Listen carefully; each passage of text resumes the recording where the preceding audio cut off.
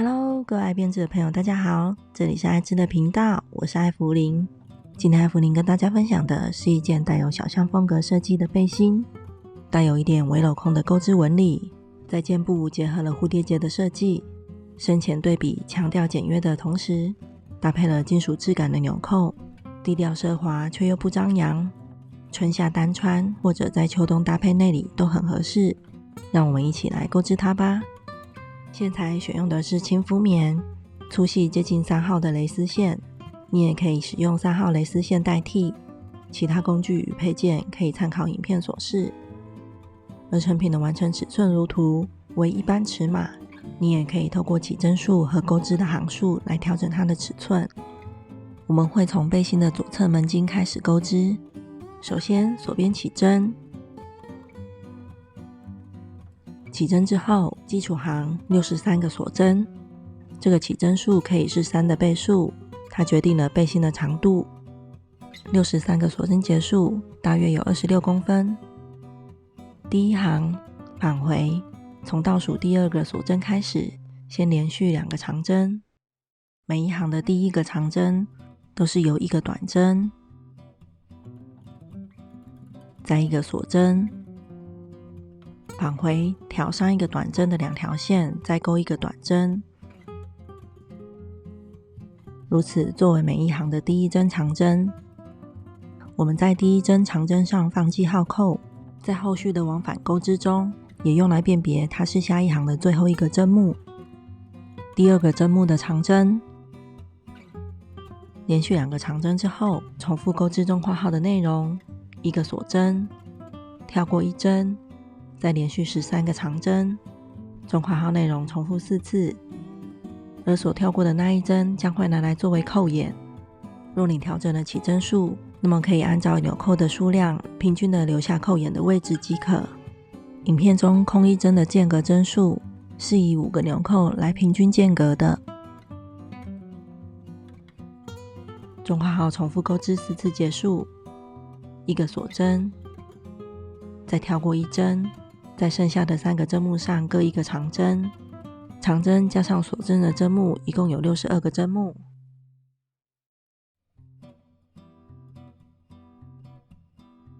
第一行结束之后，我们在钩织奇数行时，所面对的这一面为背心的正面。第2行翻面，第1针长针由1个短针、1个锁针调短针的2条线，再钩1个短针作为第1针长针。我以这样的方式取代了一般3锁针作为长针起立针的方式，这样的起立方式可以让织物的边缘更为平整。接着跳过1针，下一个针目钩织小括号的内容，1个长针加1个锁针，再1个长针。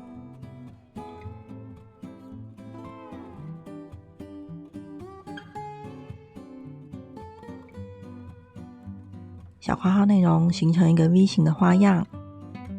之后重复钩织中括号内容，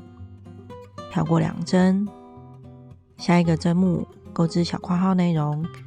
，1长针加1锁针，再1长针。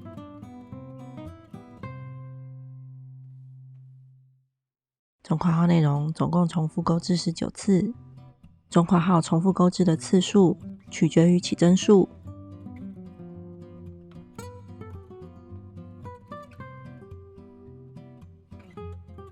而在钩织过程中，如果遇到第1行的锁针针目，调锁针针目的2条线钩织。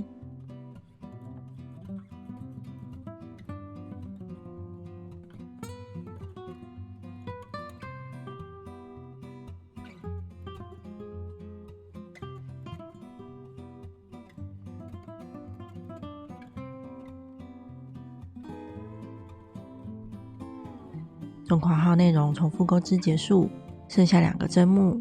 在最后1个针目钩织1个长针的加针。1长针的加针就是在同个针目里钩织2个长针。之后我们会在织物的这一侧进行加减针，这一侧会是背心的上方。第3行翻面，第1个针目钩织第1针长针，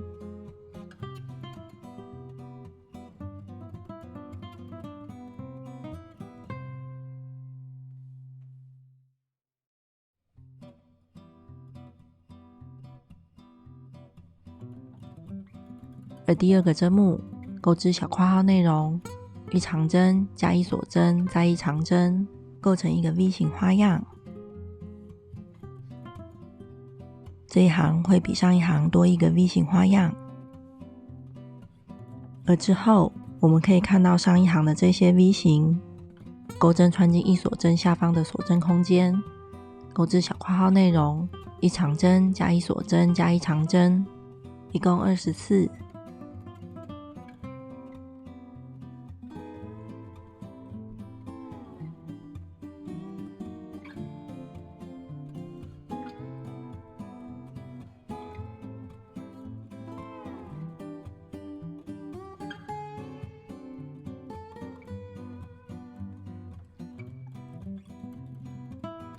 最后一个锁针空间的小括号内容钩完，在最后一个针目钩织一长针，结束这一行。在往返钩织的过程中，织物的这一侧不做加减针，这一侧是背心的下摆。我们也可以看到对齐的 V 型花样。第4行翻面，钩织第一针长针，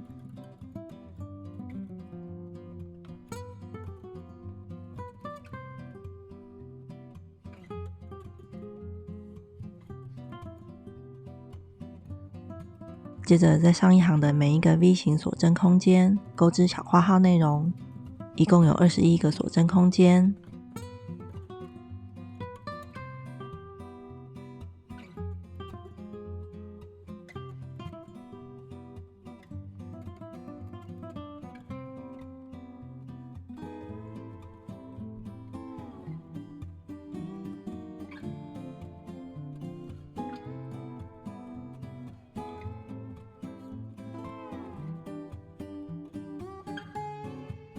重复的在锁针空间钩织小括号内容结束，在最后一个针目钩织一长针。第4行结束，在平的这一侧为下摆，而斜向的这一侧会是背心的上方。第5行翻面，在每个针目钩织一个长针，这是第一针长针。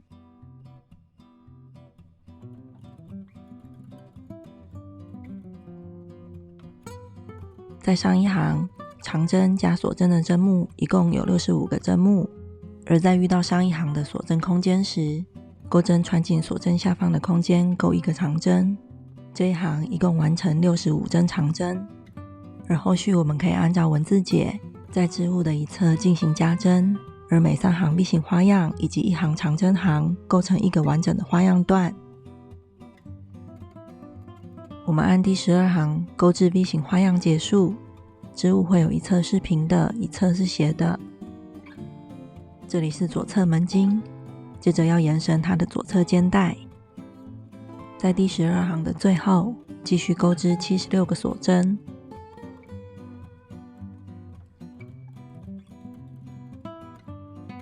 第12行结束，第13行返回，从倒数第2针开始，每个针目一个长针。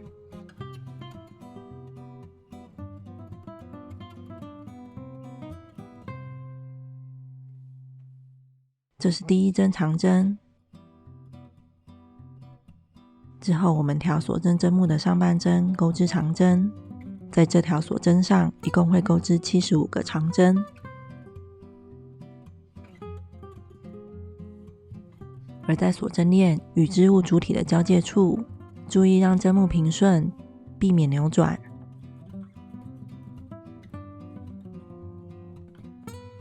锁针链上的75个长针钩完，会回到背心的主体，在每个针目上钩织一个长针。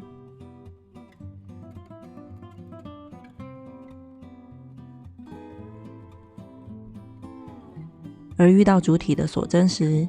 穿进锁针下方的空间钩长针。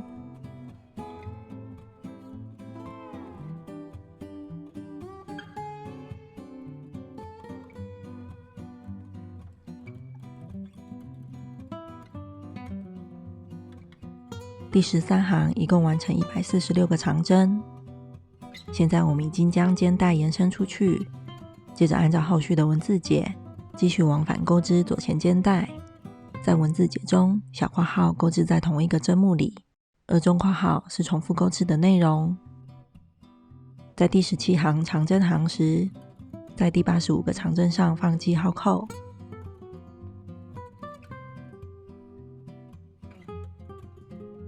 这里会是左边开始钩织腋下部分的位置。我们钩完第17行的长针行，而第18行翻面，重复钩完中括号的 V 型花样之后，接着一个长针的加针，在左前片腋下的这一侧，我们会逐渐减少针目，再空一针，接着最后一针长针会落在上一行我们做记号扣的地方。第18行开始就是左方腋下的部分，下一行翻面，先连续2个长针，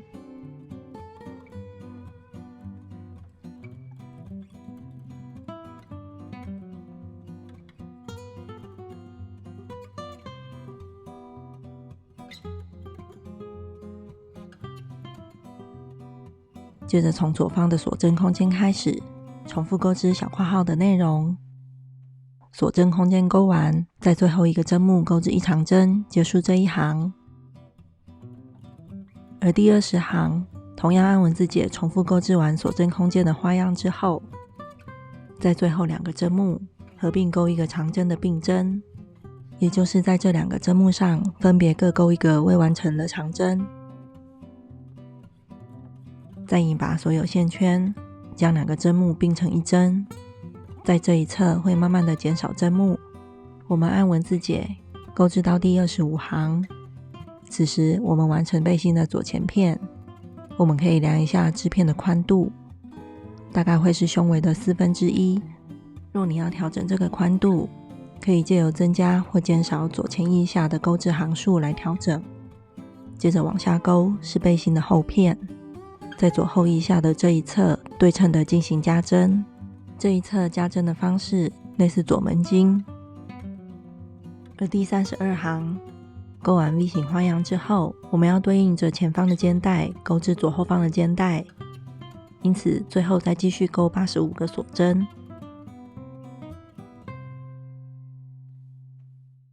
之后第33行到第37行钩织方式如同左前方的肩带。钩第37行的时候，在第85个长针放上记号扣，之后会在这62个针目来回钩织，完成后片。在后片的部分重复钩织第38行到第41行，一直到第59行。在第60行钩完 V 型花样之后，接着是另一边的肩带。第60行最后继续钩织85个锁针，接着继续按图解完成右后方的肩带，并且在第65行钩织长针行时，在它的第85个长针放上记号扣。我们会在记号扣与下摆之间的针目这一段，对应着另一侧钩织腋下的部分以及右方的门襟。后续的文字解，大家可以按照需求将影片定格在所需要的位置。第66行到79行是右方腋下的部分，接着是右前方的肩带，最后是右方的门襟。背心的整体钩织完毕，接着就引拔断线。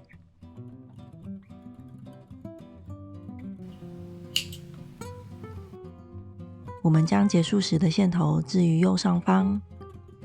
背心的下摆朝上，此时我们面对的是背心的正面。我们将钩针穿进最后一行的最后一个针目，从这个角开始重新引黑色的线，为它钩织花边。引线之后一个锁针固定，之后沿边重复钩织4短针以及1个2锁针狗牙针。这里是每一行的侧边，钩织短针的时候，每行的侧边平均的钩2个短针。第一个短针我放记号扣，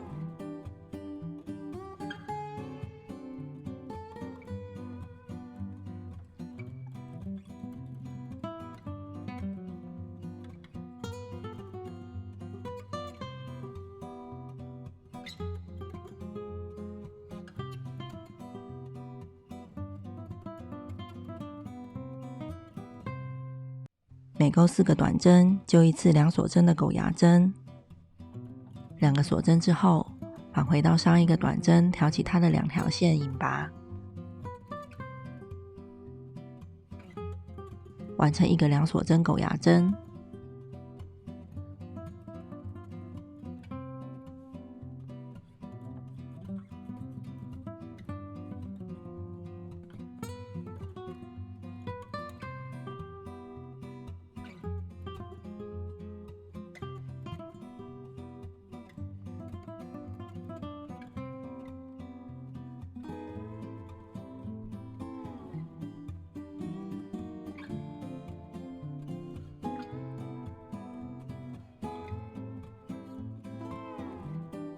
而沿边钩织的时候，如果遇到转角，在转角的位置钩织3个短针，在钩织3个短针的同时，也按照每4个短针就1针狗牙针的规律，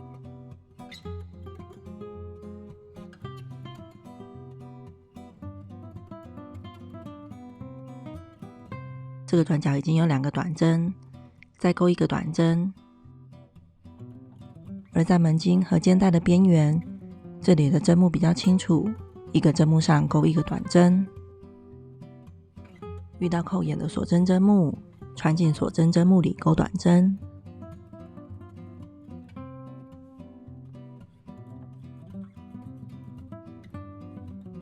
沿边钩完，最后回到起始的针目，这个转角已经有1个短针了，再钩2个短针，同时按照每4个短针1针狗牙针的规律。钩织结束，引拔在第1个短针上将头尾相连，接着断线，藏好所有的线头并修剪。我准备了这种金属质感的纽扣，对应着左边门襟的扣眼位置，将纽扣缝合在右边的门襟上。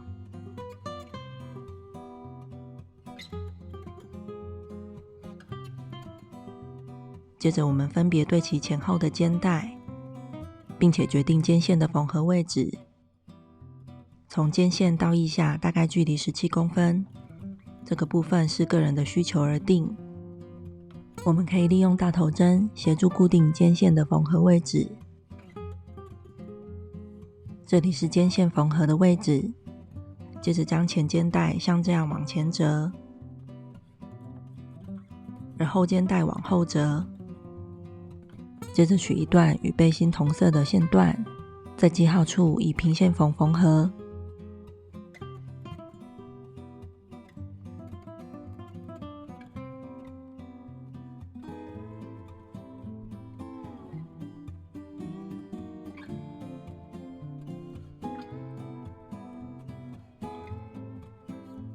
缝合结束，打个结并藏好线头，